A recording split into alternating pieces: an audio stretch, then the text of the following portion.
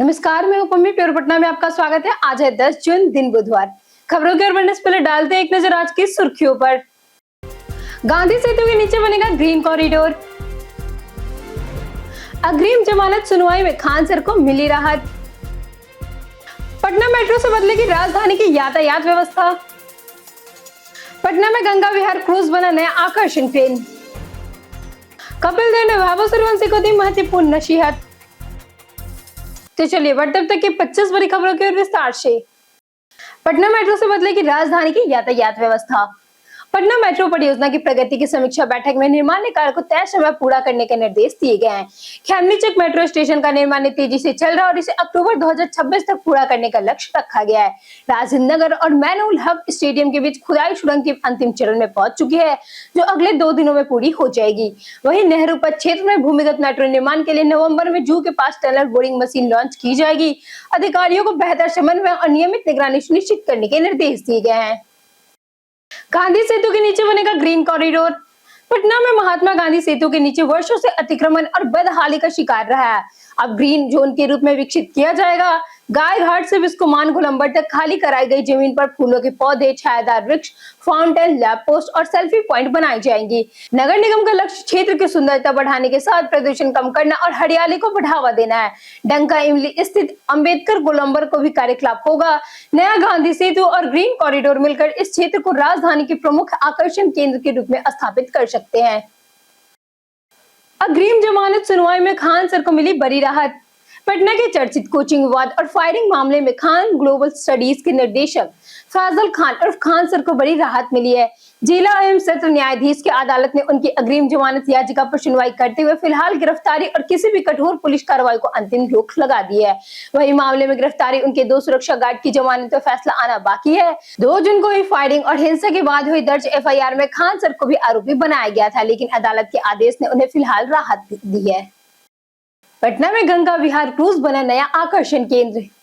पटना में गंगा नदी पर गंगा विहार क्रूज सेवा शुरू होने से पर्यटन को नई पहचान मिली है। गांधी घाट से चलने वाला यह 2 मंजिला क्रूज अब आधुनिक सुविधाओं के साथ जैसे AC dining area, open deck और डाइनिंग फ्लोर के साथ अपग्रेड किया गया है। इसमें एक बार में 65 यात्री सफल यात्रा कर सकते हैं। यात्री गांधी घाट से गाय घाट तक होते हैं, जिसमें गंगा किनारे के ऐतिहासिक धरोहर की जानकारी दी जाती है। टिकट 899 रुपए है और हाई टी स्नैक शामिल है। ग्रुप और प्राइवेट इवेंट्स के लिए भी यह पैकेज उपलब्ध है। पटना में नो एंट्री उल्लंघन पर बुलडोजर की बड़ी कार्रवाई। पटना में अतिक्रमण के खिलाफ प्रशासन का अभियान 7वें दिन जारी रहा। जिला अधिकारी डॉक्टर त्यागरंजन SM के निर्देश पर पाटलिपुत्र अंचल के कुर्जी मोड़ से गंगा किनारे तक बड़ी कार्रवाई की गई, जिसमें 8 पक्के मकान सहित 2 मंजिला भवन, हॉलनुमा कमरा और कई अस्थायी ढांचे ध्वस्त किए गए। नूतन राजधानी, कंकरबाग, बांकीपुर, पटना सिटी, अजीमाबाद, दानापुर और फुलवाड़िया शरीफ में भी अवैध कब्जे हटाए गए हैं। अभियान के दौरान 56,300 रुपए का जुर्माना वसूला गया है और कई वाहन व ठेले जब्त किए गए। प्रशासन ने दोबारा अतिक्रमण करने वाले पर FIR दर्ज करने की सख्त चेतावनी दी है।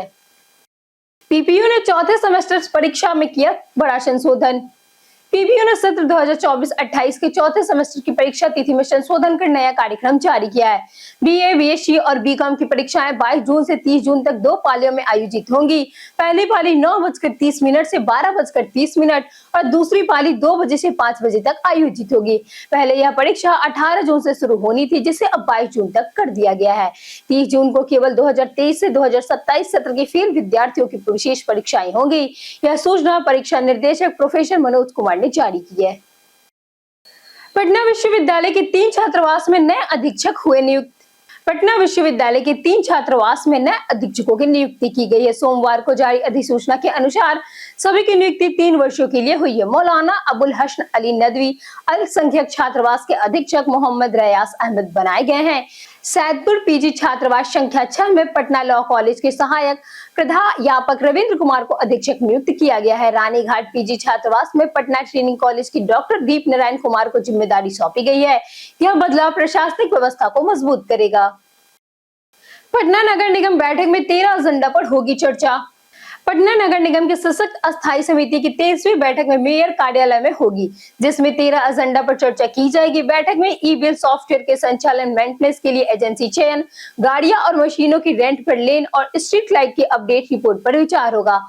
स्वच्छ सर्वेक्षण 2026, लेगेसी वेस्ट डिस्पोजन और मानसून तैयारी की समीक्षा भी की जाएगी। इसके अलावा 2940 प्रॉपर्टी को फ्री होल्ड करने पर चर्चा होगी, जिससे निगम को 300 से 500 करोड़ के नुकसान की भरपाई और अवैध कब्जों पर रोक लगाने की उम्मीद है। कपिल देव ने वैभव सूर्यवंशी को दी महत्वपूर्ण नसीहत। आईपीएल 2026 में शानदार प्रदर्शन के बाद वैभव सूर्यवंशी को भारतीय टी20 में शामिल किया गया है, जहां उन्होंने 776 रन और 1 शतक समेत 5 अर्धशतक बनाए और मोस्ट वैल्यूएबल प्लेयर बने। कपिल देव ने प्रतिक्रिया देते हुए कहा कि उन पर ज्यादा दबाव नहीं डालना चाहिए। उन्होंने मीडिया को भी आगाह किया कि अभी वैभव भी फ्री होकर खेलने दिया जाए। कपिल ने फिटनेस और फोकस पर ध्यान देने की सलाह दी। कहा कि क्लब व अंतरराष्ट्रीय क्रिकेट अलग है। उन्होंने आईपीएल को चयन में अहम बताया और बताया कि वैभव को अभी समय देना जरूरी है। जाने आज कैसा रहेगा पटना के मौसम का मिजाज। आईएमडी के अनुसार आज पटना में प्री मानसून के आगमन के साथ मौसम में महत्वपूर्ण बदलाव देखने को मिलेगा। इस दिन आसमान में बादल छाए रहेंगे और गरज चमक के साथ हल्की बारिश से मध्यम बारिश होने की संभावनाएं हैं। कई क्षेत्रों में बूंदाबांदी और तेज हवा या आंधी की चल सकती है। मौसम में इस बदलाव से भीषण गर्मी से कुछ राहत मिलने की उम्मीद है। अधिकतम तापमान लगभग 38 डिग्री से 40 डिग्री और न्यूनतम तापमान करीब 28 डिग्री रहने का अनुमान है। तेज हवाओं के कारण वातावरण में ठंडक का एहसास बढ़ेगा और लोगों को गर्मी से राहत मिलेगी। बिहार बना देश में सर्वाधिक प्रजनन दर वाला राज्य। भारत की एसआरएस रिपोर्ट 2024 के अनुसार देश का कुल प्रजनन दर पहली बार घटकर 1.9 हो गया है, जो रिप्लेसमेंट लेवल 2.1 से नीचे है। इसके बावजूद बिहार 2.9 टीएफआर के साथ देश का सबसे अधिक प्रजनन दर वाला राज्य बना हुआ है। हालांकि पिछले दशक में बिहार में गिरावट आई है, फिर भी यह बदलाव धीमा है। ग्रामीण क्षेत्रों में टीएफआर 3 और शहरी क्षेत्रों में 2.3 है। बिहार के बाद उत्तर प्रदेश, मध्य प्रदेश और राजस्थान जैसे भी 2.1 से ऊपर है। यह स्थिति जनसंख्या नियंत्रण और नीति निर्माण के लिए नई चुनौती दर्शाती है। बिहार में रोजगार और निवेश को मिलेगा बढ़ावा। बिहार सरकार ने राज्य में उद्योग की स्थापना की प्रक्रिया को तेज और आसान बनाने का बड़ा फैसला लिया है। अब नए उद्योगों को सभी जरूरत स्वीकृतियां मात्र 30 दिनों के भीतर मिलेगी। मुख्यमंत्री सम्राट चौधरी ने कहा कि इसके लिए सिंगल विंडो सिस्टम को प्रभावी बनाया गया है और एसआईपीबी सचिवालय को नोडल एजेंसियों के रूप में अधिकृत किया गया है। इससे निवेशकों को अलग अलग विभागों के चक्कर नहीं लगाने होंगे। नई व्यवस्था से पारदर्शिता, तेजी और समन्वय बढ़ेगा तथा औद्योगिक परियोजनाओं के समय पर क्रियान्वयन से रोजगार और निवेश में वृद्धि होगी। पटना के पर्यटन स्थल में आज बात होगी इस्कॉन मंदिर की। पटना का इस्कॉन मंदिर श्री राधे बांके बिहारी जी मंदिर बुद्धा मार्ग पर स्थित एक प्रमुख आध्यात्मिक केंद्र है। यह 108 फीट ऊंचा और 84 स्तंभों में भव्य बना हुआ है। यह पटना जंक्शन से लगभग 500 मीटर दूरी पर स्थित है। मंदिर में श्री राधे बांके बिहारी, राम दरबार और गौर नितैया की पूजा होती है। फीस बिल्कुल निःशुल्क है। यहाँ ध्यान केंद्र, सभागार, अतिथि गृह, शुद्ध शाकाहारी भोजनालय उपलब्ध है। मंदिर सुबह 4:30 से 12 बजे और शाम 4 बजे से 8 बजे तक खुला रहता है। मंगला आरती 4:30 से और शाम 7 बजे होती है। बिहार बोर्ड ने दिया सुधार का अंतिम अवसर। बिहार बोर्ड ने मैट्रिक 2026 के अंक पत्र, प्रमाण पत्र और अन्य दस्तावेज सभी जिलों में भेज दिए हैं। स्कूल को निर्देश है कि वितरण से पहले सभी विवरण जैसे नाम, जन्म तिथि, अंक और फोटो की जांच करें। किसी भी त्रुटि या फोटो समय पर दस्तावेज रोके जाएंगे और सुधार के लिए भेजे जाएंगे। त्रुटि सुधार की अंतिम तिथि 20 जून 2026 तय की गई है। इसके बाद कोई सुधार नहीं होगा। जिम्मेदारी स्कूल प्रधानों की होगी और गलत दस्तावेज तुरंत लौटाने होंगे। छात्र को समय पर जांच करनी चाहिए। बिहार भर्ती परीक्षाओं से पहले ईओयू का साइबर फ्रॉड अलर्ट जारी। ईओयू ने बिहार में होमगार्ड और सीएसबीसी सिपाही सहित आगामी भर्ती परीक्षाओं से पहले अभ्यर्थियों को साइबर ठगी और फर्जी पेपर लीक अफवाहों से सतर्क रहने की चेतावनी दी है। एजेंसियों ने कहा कि सोशल मीडिया, फर्जी कॉल और मैसेज के जरिए प्रश्न पत्र या उत्तर देने का झूठा दावा या ठगी की जा सकती है। उम्मीदवारों को किसी भी तरह के लालच में न आने और संदिग्ध जानकारी की तरह पुष्टि करने की सलाह दी है। ऐसे मामलों की सूचना साइबर थाना या ईओयू को देने को कहा गया है।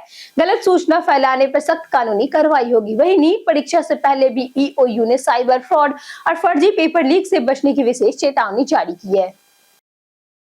बिहार बीपीएससी ने जारी किए परीक्षा केंद्र और एडमिट कार्ड। बिहार लोक सेवा आयोग ने सहायक पर्यावरण वैज्ञानिक और आंसू लिपिक भर्ती परीक्षाओं के लिए परीक्षा केंद्र की जानकारी अभ्यर्थी के डैशबोर्ड पर जारी की है।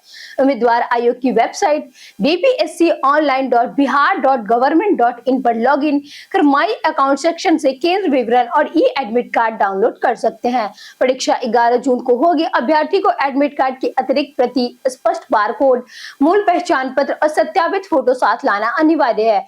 धुंधले फोटो या हस्ताक्षर वाले उम्मीदवार की घोषणा पत्र और अतिरिक्त फोटो जमा करनी होगी। पटना में गोलकीपर श्रावण कुमार का हुआ भव्य सम्मान। बिहार के युवा गोलकीपर श्रावण कुमार ने भारतीय पुरुष अंडर 18 हॉकी टीम के साथ एशिया कप में स्वर्ण पदक जीतकर राज्य का नाम रोशन किया। फाइनल में भारत ने जापान को हराकर खिताब अपने नाम किया। बीते दिन पटना एयरपोर्ट पर लौटने पर उनका भव्य स्वागत किया गया। खेल मंत्री श्री सिंह ने उन्हें सम्मानित किया और उनकी उपलब्धियों की सराहना की। इस जीत से बिहार में खुशी की लहर और खेल प्रेमियों ने उन्हें भविष्य का उभरता सितारा बताया। उनका प्रदर्शन प्रेरणादायक रहा। बिहार के खेल विकास की नई दिशा भी मिली। बिहार मेडिकल कॉलेज में फ्रेशर पार्टी के दौरान हुई जमकर बवाल। बिहटा स्थित मेडिकल कॉलेज में फ्रेशर पार्टी के दौरान सीनियर और जूनियर छात्रों के बीच कहासुनी की हिंसक रूप ले लिया। गुड मॉर्निंग और गुड नाइट जैसी मामूली विवाद शुरू हुआ। मामला देखते ही देखते मारपीट में बदल गया, जिसमें 4 छात्र गंभीर रूप से घायल हो गए। एक छात्र की हालत नाजुक होने पर उसे पीएमसीएच रेफर किया गया। आरोप है कि इस दौरान बाहरी युवकों को भी बुलाया गया। घटना से कॉलेज परिसर में अफरा तफरी मच गई और सुरक्षा व्यवस्था पर सवाल उठे। पुलिस मामले की जांच कर रही है। देवघर से लौट रहे परिवार की कार हादसे में मां बेटी की हुई मौत। पटना बख्तियारपुर 4 लेन पर मंगलवार तड़के एक दर्दनाक सड़क हादसे में उत्तर प्रदेश के कुशीनगर निवासी परिवार की खुशियां मातम में बदल गई।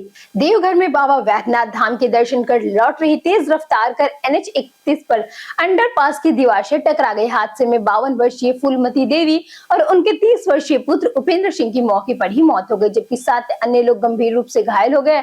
घायलों को पहले बख्तियारपुर CHC और बाद में NMCH रेफर कर दिया गया। प्रारंभिक जांच में चालक को नींद की झपकी आने का दुर्घटना का कारण माना जा रहा है। पटना की कोचिंग गलियों में बढ़ा नाबालिग गैंग का आतंक। बिहार में किशोर अपराध तेजी से बढ़ता हुआ गंभीर सामाजिक और कानूनी व्यवस्था का संकट बन गया है। राजधानी पटना समेत कई जिलों में नाबालिग गैंग मोबाइल छिनतई, बाइक चोरी, साइबर ठगी, नशे के कारोबार और गैंगवार जैसी घटनाओं में शामिल पाए जा रहे हैं। 2021 से 2024 के बीच जुवेनाइल क्राइम में 131% की बढ़ोतरी दर्ज हुई है। 2025 में यह आंकड़ा 5400 के पार पहुंच चुका है। NCRB के अनुसार हत्या के प्रयास के मामले में बिहार देश में सबसे आगे है। विशेषज्ञों ने इसे भविष्य के लिए बड़ा खतरा बताया है। मुजफ्फरपुर हादसे के बाद पटना में सख्त फायर ऑडिट अभियान शुरू।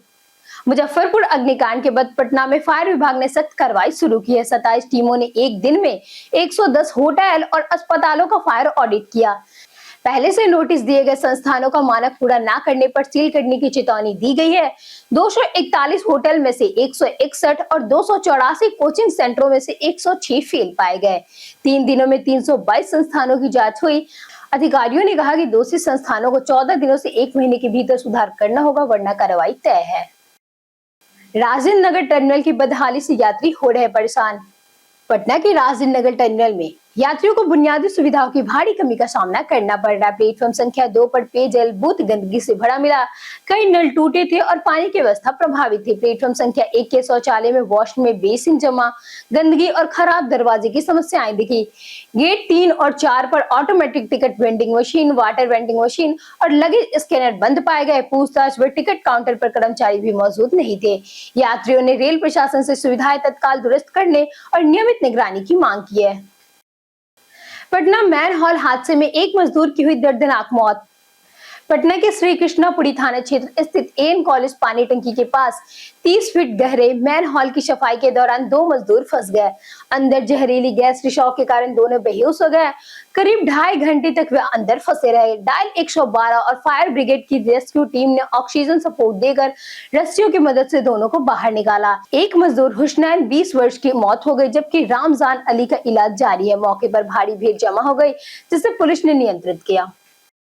रेलवे टेंडर घोटाले केस की सुनवाई होगी 16 जुलाई को। रेलवे टेंडर घोटाले और मनी लॉन्ड्रिंग मामले में लालू प्रसाद यादव, राबड़ी देवी और तेजस्वी यादव समेत अन्य आरोपियों को राहत नहीं मिली। राउज एवेन्यू कोर्ट ने आरोप तय करने पर फैसला टाल दिया और सुनवाई 16 जुलाई को होगी। अदालत पहले भी कई बार आदेश सुरक्षित रख चुकी है। मामले रेलवे के 2 होटल के टेंडर में कथित अनियमितताओं से जुड़ा है, जिसमें ईडी और सीबीआई जांच कर रही है। सभी आरोपी को पहले जमानत मिल चुकी है, लेकिन मामला अब भी न्यायिक प्रक्रिया में है। तेज प्रताप ने शिवचंद्र राम का किया खुलकर समर्थन। आरजेडी में एमएलसी टिकट वितरण को लेकर बड़ा विवाद सामने आया है। वरिष्ठ दलित नेता और पूर्व मंत्री शिवचंद्र राम ने टिकट नहीं मिलने से नाराज होकर पार्टी के सभी संगठनात्मक पदों से इस्तीफे दे दिए और भावुक होकर रो पड़े। उन्होंने दलित समाज की उपेक्षा का आरोप लगाया, हालांकि पार्टी की सदस्यता नहीं छोड़ी। इसी बीच तेज प्रताप यादव ने उनके समर्थन में आकर पार्टी की रवैया को निंदनीय बताया। बाद में शिवचंद्र राम को अस्पताल में भर्ती करना पड़ा। एमएलसी उम्मीदवार सूची से उनका नाम हटने पर असंतोष बढ़ गया है। बीते दिन हमारे द्वारा पूछे गए सवालों का जवाब आप लोगों में से बहुत लोगों ने हमारे कमेंट सेक्शन में लिख कर दिया है। जिन्होंने हमारे द्वारा पूछे गए सवालों के जवाब दिए हैं उनके नाम है शिवनाथ यादव, दयानंद सिंह, अमरजीत कुमार, कौशलेंद्र कुमार सिन्हा, आलोक कुमार, संतोषी सिंह राजपूत, सतीश कुमार और राजेश कुमार। इसी के साथ बढ़ते हैं आज के सवाल की। और आज का सवाल है, पटना में शिक्षा और सरकारी स्कूलों की स्थिति पर आपकी क्या राय है? आप अपना जवाब हमें हमारे कमेंट सेक्शन में लिखकर जरूर बताएं। आज के लिए इतना ही। बिहार के तमाम खबरों के साथ बने रहने के लिए देखते रहिए प्योर पटना। और साथ ही अगर आप YouTube चैनल पे देख रहे हैं तो चैनल को सब्सक्राइब करें, और अगर आप Facebook पेज पे देख रहे हैं तो लाइक और फॉलो जरूर करें।